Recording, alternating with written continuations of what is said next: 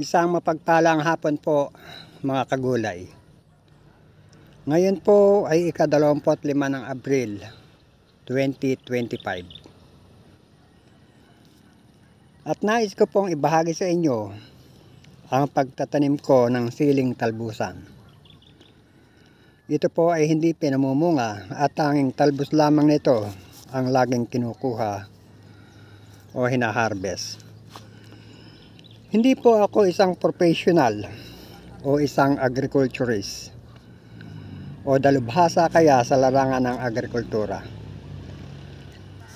Ang ibinabahagi ko po dito ay base lamang po sa aking aktual na karanasan na maaari pong maging basehan ng mga nais magtanim ng mga gulay na aking ibinabahagi.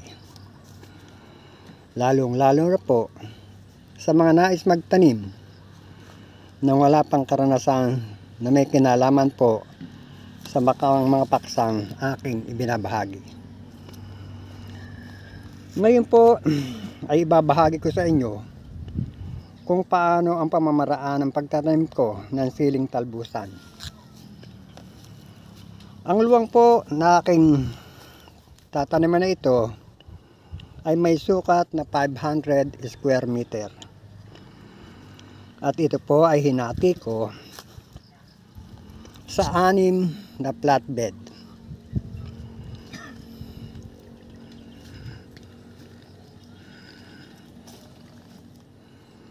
At sa bawat pagitan po ng flatbed ay may kanal. Ito po ay binughag muna namin bago taniman. May bilang po na may 18 seedling trays ang itatanim namin dito. Kaya po ang bawat flatbed ay may tigta 3 seedling tray, sapagkat 6 na flatbed po ito.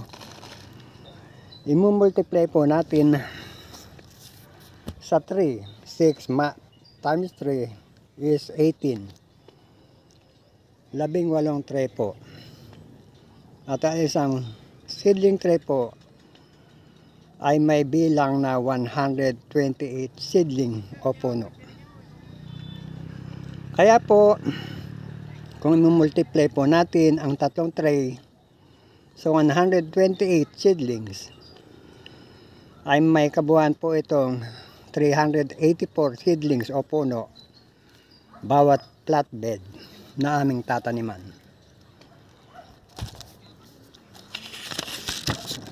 Kaya